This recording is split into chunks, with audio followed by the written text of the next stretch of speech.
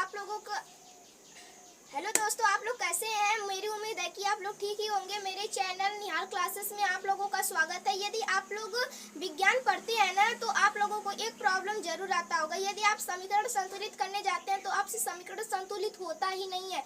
आखिर कैसे होगा ये समीकरण संतुलित आसानी तरह से, ट्रिक से, 1 मिनट में आज की इस वीडियो में हम जानेंगे। दोस्तों, आप हमारे चैनल पर नए हैं ना, तो हमारे वीडियो को लाइक कर दीजिएगा और चैनल को सब्सक्राइब कर दीजिएगा और क्लास को शेयर करना मत भूलिएगा। चलिए बिना किसी देर के वीडियो को हम शुरू करते हैं। यहाँ पर देखिए, हम समीकरण को सॉल्व कैसे करिए। ये कक्षा 10 के बोर्ड एग्जाम में 2 नंबर का हाल ही फिलहाल में आता है, हर बार पूछता है। पहले लेसन से आपसे 3-4 नंबर जरूर पूछेगा, तो पहला लेसन आप लोग अच्छी तरह से पढ़ लीजिएगा। ये पहले लेसन में है कि समीकरण को संतुलित कैसे करें। तो देखिए, अच्छी तरह से, आसानी तरह से यहाँ पर हम इस समीकरण को संतुलित करने जा रहे हैं। देखिए, यहाँ पर पहले इस समीकरण को लिख लेंगे। यहाँ पर हाइड्रोजन कितनी, हाइड्रोजन की संख्या 2 है ना, और यहाँ पर कितनी है, हाइड्रोजन की संख्या 3 है। यहाँ पर नाइट्रोजन की संख्या 2 है। तो यहाँ पर नाइट्रोजन की संख्या 2 कर दिया जाए तो नाइट्रोजन की संख्या 2 यहाँ पर भी हो गई, 2 यहाँ पर भी हो गई, ये दोनों बराबर हो गए नाइट्रोजन। अब नाइट्रोजन का काम तमाम हो गया। अब बचा हाइड्रोजन। हाइड्रोजन की संख्या यहाँ पर 2 है, यहाँ पर 2 3 6 है। तो यहाँ पर किस चीज से गुणा करें कि ये भी हाइड्रोजन की संख्या कितनी हो जाए, 6 हो जाए। तो यहाँ पर से हम 3 का गुणा करेंगे, 3 दूनी 6, हाइड्रोजन 6, नाइट्रोजन 2, 2 नाइट्रोजन, हाइड्रोजन 6। अब देखिए, यहाँ पर हाइड्रोजन 2, नाइट्रोजन 2, नाइट्रोजन 2, हाइड्रोजन 6। समीकरण संतुलित हुआ कि नहीं। यहाँ पर अभिकारक के कुल परमाणु उत्पाद के कुल परमाणु के बराबर है, इसलिए इसे हम संतुलित रासायनिक समीकरण कहेंगे। इसे हम इज इक्वल लिखकर क्या लिख सकते हैं, 3H2 plus N2 is equal 2NH3। हो गया ना, हमारा समीकरण संतुलित हो गया। इसी को हम लोग अमोनिया के नाम से जानते हैं, NH3 को अमोनिया के नाम से जानते हैं।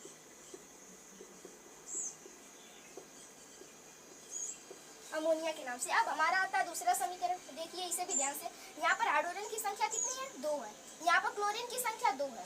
यहाँ पर हाइड्रोजन की संख्या 1 है, क्लोरीन की संख्या कितनी है, 1 है। यहाँ पर किस चीज से हम गुणा करें कि यहाँ पर क्लोरीन की भी संख्या 2 हो जाए और हाइड्रोजन की भी संख्या 2 हो जाए। तो आप कहेंगे सर, यहाँ पर हम लोग 2 से गुणा कर देंगे ना, तो यहाँ पर हाइड्रोजन की संख्या 2 हो जाएगी, 2 हाइड्रोजन की संख्या, 2 क्लोरीन की संख्या, 2 क्लोरीन की संख्या। तो ये समीकरण जो होगा ना, वह संतुलित समीकरण हो जाएगा। आप लोगों को अच्छी तरह से समझ में आता होगा। नहीं समझ में आ रहा तो फिर आप लोग कमेंट करिएगा, मैं आप इसके ऊपर पुनः वीडियो बनाऊंगा अच्छी तरह से। ये भी मेरी उम्मीद है कि आप लोगों को समझ में आ जाएगा, मैं अच्छी तरह समझा। देखिए, यहाँ पर कार्बन की संख्या कितनी है, 6 है। यहाँ पर कार्बन की संख्या 1 है। जब भी गुणा करिएगा ना, तो नीचे मत करिएगा, ऊपर करिएगा, इधर जैसे कि इधर करिएगा, ना कि नीचे की ओर, क्योंकि यहाँ पर किया जाता है। देखिए, यहाँ पर कार्बन की संख्या 6 है, यहाँ पर 1 है, 6 से इसलिए गुणा, 6 कार्बन हो गया। हाइड्रोजन की संख्या कितनी है, 12 है। यहाँ पर हाइड्रोजन की संख्या 2 है। देखिए, अब इसमें किस चीज से हम गुणा करेंगे कि हाइड्रोजन की संख्या भी 12 हो जाए। तो सर कहेंगे कि यहाँ पर यदि हम 6 से गुणा कर देते हैं, 6 दूनी 12, 12 हाइड्रोजन यहाँ पर हो जाएगा, 12 हाइड्रोजन यहाँ पर हो जाएगा। अब यहाँ पर बचा देखिए, यहाँ पर ऑक्सीजन की संख्या 6 है, 6 2 8 है। अब यहाँ पर देखेंगे, 6 दूनी 12, कार्बन ऑक्सीजन 12 और 6 एक कम 6, 6 12 6 कितना हो जाए, 18। तो यहाँ पर बोलेंगे कि यहाँ पर जो ऑक्सीजन की संख्या 18 है, यहाँ पर 6 है। यदि हम यहाँ पर 6 से गुणा कर देते हैं तो क्या, 6 दूनी 12 ऑक्सीजन प्लस 6 ऑक्सीजन कितना हो जाएगा, 18 ऑक्सीजन। ये भी 6 दूनी 12 प्लस 6 18 ऑक्सीजन। तो ये हमारा जो हो जाएगा ना, ये समीकरण संतुलित हो जाएगा। यह जो हमारा समीकरण संतुलित हो जाएगा। इसके बाद हम अगले देखते हैं। Zn की संख्या यहाँ पर देखिए कितनी है, 1 है।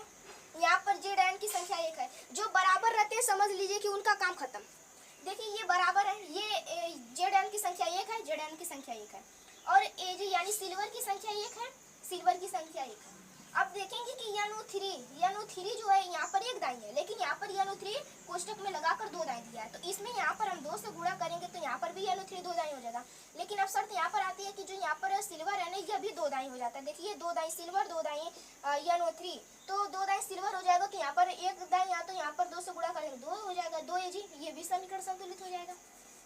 अब यहाँ पर हम लोग देखेंगे कि Ca की संख्या कितनी है, कैल्शियम 1 है, यहाँ पर 1 है, इसका काम तमाम। इसके बाद देखेंगे कि CO2 C यहाँ पर कितना बार है, 1 बार है, 1 बार यहाँ पर भी C है, देख लेंगे। और हाइड्रोजन कितना बार है, हाइड्रोजन वोल्टेज यानी ये 2 बार है। ऑक्सीजन 2 दाएं, हाइड्रोजन 2 दाएं, हाइड्रोजन 2 दाएं है, हाइड्रोजन 2 दाएं, हो गया मान लिया। ऑक्सीजन 2 दाएं, 2 2 4 दाएं, 3 ठो यहाँ पर ऑक्सीजन, 1 ठो यहाँ पर, तो ये पहले से ही समीकरण संतुलित था। दोस्तों मुझे उम्मीद है कि आप लोगों को अच्छी तरह से समीकरण संतुलित करने आ गया होगा। चलिए यहीं पर वीडियो को एंड करते हैं और आप लोगों के लिए जैसे कि एक समीकरण मैं दे रहा हूँ HW, इसे आप लोग करके कमेंट कर दीजिएगा।